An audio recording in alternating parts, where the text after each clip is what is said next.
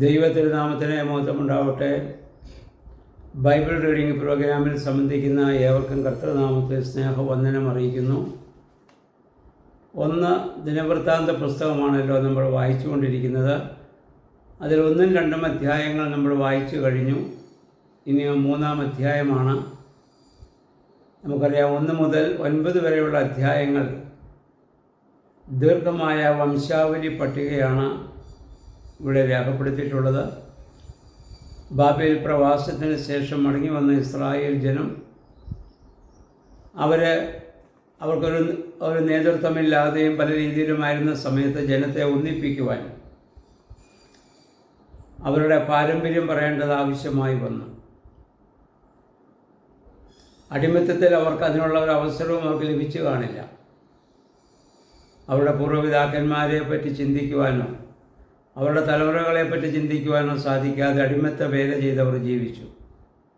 എന്നാൽ അവിടെ നിന്ന് അവർ മടങ്ങി വരുമ്പോൾ അതിനുള്ളതായ ഒരു നേതൃത്വം ലേവ്യ ഗോത്രത്തിൽപ്പെട്ട ആരെങ്കിലും കൊടുത്തു കാണുമെന്ന് വേദപണ്ഡിതന്മാർ പറയുന്നു. അവർ മുഖാന്തരമാണ് ഈ വംശാവലി പട്ടിക എഴുതി രേഖപ്പെടുത്തുകയാണ്. അത് ദാവീദുമായി ബന്ധപ്പെട്ട ഒരു വംശാവലി പട്ടികയാണ് ഈ 3-ാം അധ്യായത്തിൽ നമ്മൾ ഇന്ന് വായിക്കുന്നത്.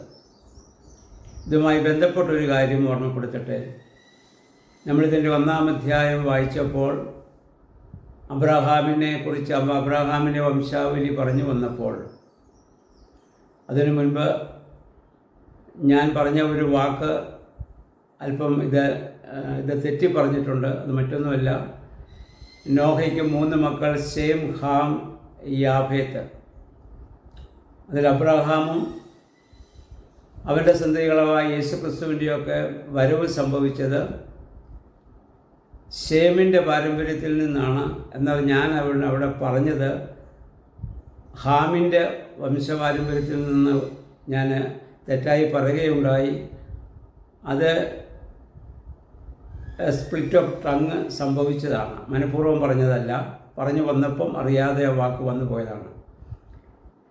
ഈ ബൈബിൾ റീഡിംഗ് പ്രോഗ്രാമിൽ സംബന്ധിക്കുന്ന ഒരു സഹോദരി ഇന്നലെ എന്നെ വിളിച്ച് ആ സംശയം ചോദിക്കുകയും ഞാനത് എനിക്ക് തെറ്റുപറ്റിയതാണെന്ന് അവിടെ പറയുകയും ചെയ്തു. ആ സഹോദരിയോടുള്ള പ്രത്യേകമായ നന്ദി ഈ സമയത്ത് അറിയിക്കുകയാണ്. ഞാൻ പറഞ്ഞു വന്നപ്പോൾ അറിയാതെ പറഞ്ഞു പോയതാണ്. ഹാം നമുക്കറിയാം, നോഹയുടെ മക്കളിൽ ശപിക്കപ്പെട്ടവനാണ്. ഹാമിൻ്റെ മകൻ കനാനാണ്. നോഹയുടെ നഗ്നത കണ്ടതുമൂലം ശപിക്കപ്പെട്ടതും അവരിൽ നിന്നുള്ളതാണ് കനാനിൽ എന്ന പേരിൽ പിന്നീട് അറിയപ്പെടുന്നതായ ആളുകൾ.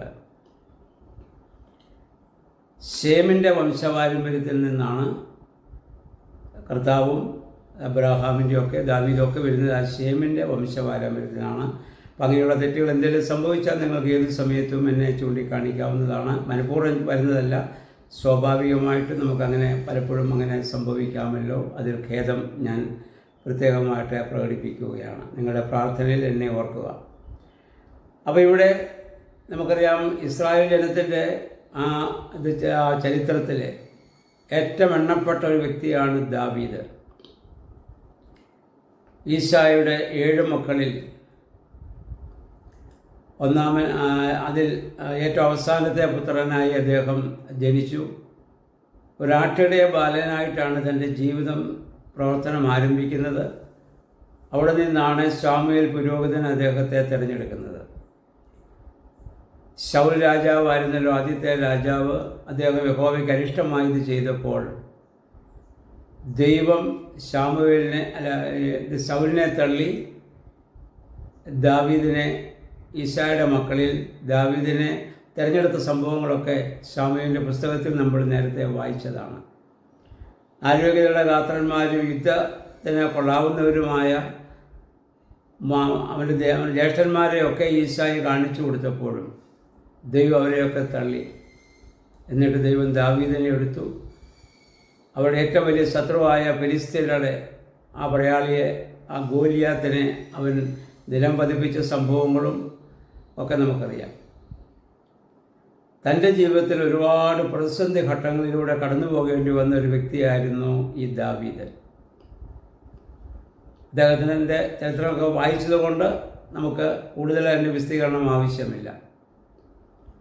എന്നാൽ ഒരുപാട് ദൈവാനുഭവം ദൈവം പറഞ്ഞു, ദൈവത്തിൻ്റെ ഹൃദയപ്രകാരം ഉണ്ടായ മനുഷ്യനെന്ന് ദൈവം തന്നെ സാക്ഷീകരിച്ച ഒരു വ്യക്തിയാണ് ദാവീദ് രാജാവ്. ഒരുപാട് വേദനകളും പ്രയാസങ്ങളും പ്രതിസന്ധികൾ ഘട്ടങ്ങളൊക്കെ ജീവിതത്തിൽ അദ്ദേഹം അനുഭവിക്കേണ്ടി വന്നു. ആ സമയത്തൊക്കെ ദൈവത്തോടുള്ള അദ്ദേഹത്തിൻ്റെ അചഞ്ചലമായ ബന്ധവും വിശ്വാസവും അദ്ദേഹത്തിന് വലിയൊരു ശക്തിയും വലിയൊരു സംരക്ഷണവുമായി ഭവിച്ചത് അദ്ദേഹത്തിൻ്റെ ജീവചരിത്രത്തിലെല്ലാം നമ്മൾ കണ്ടതാണ്. ഓരോ ജീവിത സാഹചര്യങ്ങളെയും ദൈവവുമായുള്ള ബന്ധത്തിൽ വിലയിരുത്തി അദ്ദേഹം ധാരാളം സങ്കീർത്തനങ്ങൾ എഴുതി. ആ സങ്കീർത്തനങ്ങളൊക്കെ ഇന്നും എത്ര നൂറ്റാണ്ടുകൾ പിന്നിട്ടിട്ടും മനുഷ്യഹൃദയത്തെ സന്തോഷിപ്പിക്കുന്നതും വേദനയിലും പ്രയാസത്തിലും ദുഃഖത്തിലും ആയിരിക്കുന്നവർക്ക് വലിയ ആശ്വാസം പകരുന്ന സങ്കീർത്തനങ്ങളാണ് ദാവീദിലൂടെ ദൈവം നമുക്ക് നൽകിയിട്ടുള്ളത്. അത്രമാത്രം ദൈവത്തിൻ്റെ കരങ്ങളിലെ ഒരു ശ്രേഷ്ഠ അവയവമായി ദൈവം എടുത്ത് ഉപയോഗിച്ച മനുഷ്യനായിരുന്നു ദാവീദ്. എന്നാൽ മാനുഷിക ബലഹീനതയാലും സാഹചര്യ സമ്മർദ്ദങ്ങളാലും ചില കുറവുകളൊക്കെ അദ്ദേഹത്തിൻ്റെ ജീവിതത്തിൽ സംഭവിച്ചു എന്ന് നമുക്കറിയാം.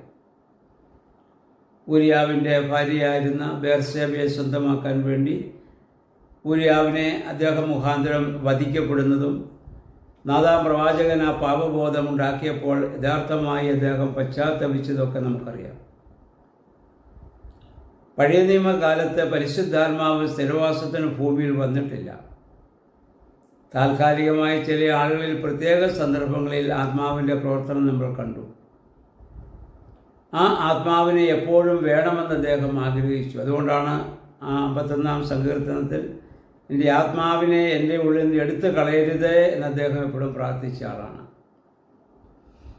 പരിശുദ്ധാത്മാവ് സ്ഥിരവാസത്തിന് ഭൂമിയിൽ വരുന്നതിന് മുമ്പ് തന്നെ പരിശുദ്ധാത്മാവിനാൽ നയിക്കപ്പെടുകയും പരിശുദ്ധാത്മാവിൻ്റെ ആ പ്രേരണയ്ക്ക് വിധേയമായി ജീവിക്കുകയും പ്രവർത്തിക്കുകയും ചെയ്തൊരു മനുഷ്യനായിരുന്നു ദാവീദ് എന്ന് നമുക്കറിയാം.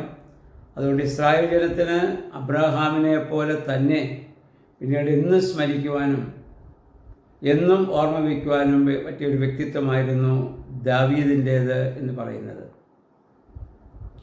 ആ അവനിലൂടെയാണ് ദേവാലയം ഉണ്ടാകാനുള്ളൊരു കാരണം ആഗ്രഹിച്ചു. പക്ഷേ യുദ്ധം ധാരാളം ചെയ്തിട്ടുള്ളത് കൊണ്ട് രക്തം പുരണ്ട ആ കയ്യിൽ നിന്ന് ദൈവം ദേവാലയം പണിയിപ്പിക്കാതെ മകൻ സലോമോനിലൂടെ അത് പണിയുന്നതൊക്കെ പിന്നെ നമ്മൾ കണ്ടതാണ്. അപ്പം ആ ദാവീദിൻ്റെ ആ ജീവിതം നമുക്കെപ്പോഴും ഒരു മാതൃകയാക്കാവുന്നതാണ്. അദ്ദേഹത്തിന് സംഭവിച്ച കുറവുകളല്ല, എന്നാൽ ദൈവത്തോടുള്ള അദ്ദേഹത്തിൻ്റെ ആ വലിയ ബന്ധവും അചഞ്ചലമായ വിശ്വാസവും നമുക്ക് മാതൃകയാക്കാവുന്നതാണ്. അദ്ദേഹം ആദ്യം നമുക്കറിയാം സൗൽ രാജാവിനെ തള്ളി ശമൂവേൽ പുരോഹിതൻ ഇദ്ദേഹത്തെ അഭിഷേകം ചെയ്തു. 7.5 വർഷം ഹെബ്രോനിൽ അദ്ദേഹം അവിടെ ഒരു രാജാവായി വാണു. എന്നാൽ അത് ആ ഒരു കാരണത്താൽ സൗൽ രാജാവുമായിട്ടുള്ളതായ പ്രശ്നങ്ങളും സൗൽ ഇദ്ദേഹത്തെ വധിക്കാൻ വേണ്ടി ശ്രമിച്ചതും സൗലിനെ വധിക്കാനുള്ള അവസരം കിട്ടിയിട്ടും സൗലിനെ വധിക്കാതെ ദൈവത്തിൻ്റെ അഭിഷിക്തനാണെന്നും പറഞ്ഞ് വധിക്കാതെ 2 പ്രാവശ്യം അദ്ദേഹം വിട്ടുകളഞ്ഞതുമായ സംഭവങ്ങളൊക്കെ നമുക്ക് നേരത്തെ അറിയാം. എന്നാൽ ആ മനുഷ്യന് തൻ്റെ മകൻ അബ്ശലോമിൽ നിന്ന് നേരിട്ടതായ വേദനകളും പിന്നീട് നമ്മൾ വായിച്ചു. തൻ്റെ 3-ാമത്തെ മകനായിരുന്നു അബ്ശലോം. കാണാൻ സുന്ദരനും ആരോഗ്യതയുടെ ഗാത്രനുമായിരുന്ന ആ മകൻ ആ രാജ്യത്ത് സ്വയം ഏറ്റെടുത്തിട്ട് തന്നെ വധിക്കുവാൻ വേണ്ടി വന്നതും അദ്ദേഹം ഒളിച്ചു ഓടിപ്പോകുന്നതുമായ കാര്യങ്ങളൊക്കെ ധാരാളം നമ്മൾ കണ്ടിട്ടുണ്ട്. എന്നാൽ അബ്ശലോം പിന്നീട് വധിക്കപ്പെടുമ്പോൾ എൻ്റെ മകൻ അബ്ശലോമേ, എൻ്റെ മകൻ അബ്ശലോമേ എന്ന് പറഞ്ഞ് ദാവീദ് ഏറെ കരയുന്നതും അത്രമാത്രം അവനെ സ്നേഹിച്ചതൊക്കെ നമ്മൾ കാണുന്നുണ്ട്. തന്നെ വധിക്കാൻ ശ്രമിച്ച മകനെ സ്നേഹിക്കുക, ഇത് കർത്താവ് കാൽവറിയിൽ കാണിച്ചതായ സ്നേഹമാണ്. തൻ്റെ മക്കൾ തന്നെ ക്രൂശിക്കുമ്പോൾ പിതാവേ ഇവർ ചെയ്യുന്നതെന്നറിയായാൽ ഇവരോട് ക്ഷമിക്കണമേ എന്ന് നമ്മുടെ കർത്താവ് പറയുന്നതിന് മുൻപ് പഴയ നിയമത്തിൽ കർത്താവിൻ്റെ ഒരു വലിയ മാതൃകയായി കാണുന്ന വ്യക്തിയാണ് ദാവീദ് എന്ന് പറയുന്ന വ്യക്തി. അത്രമാത്രം പരിശുദ്ധാത്മാവിനാൽ നിയന്ത്രിക്കപ്പെട്ട് നയിക്കപ്പെട്ട ഒരു നല്ല മനുഷ്യൻ. അദ്ദേഹം അനുഭവിച്ചതുപോലെയുള്ള പ്രതിസന്ധി ഇസ്രായേൽ ഒരു രാജാവും അതിനു മുൻപോ അതിനു പിൻപോ അനുഭവിക്കേണ്ടി വന്നിട്ടില്ല. ആ പ്രതിസന്ധികളെയൊക്കെ ദൈവത്തിലുള്ള ചഞ്ചലമായ വിശ്വാസം കൊണ്ട് അദ്ദേഹം അതിജീവിച്ചതായ ആളായിരുന്നെന്ന് നമുക്കറിയാം.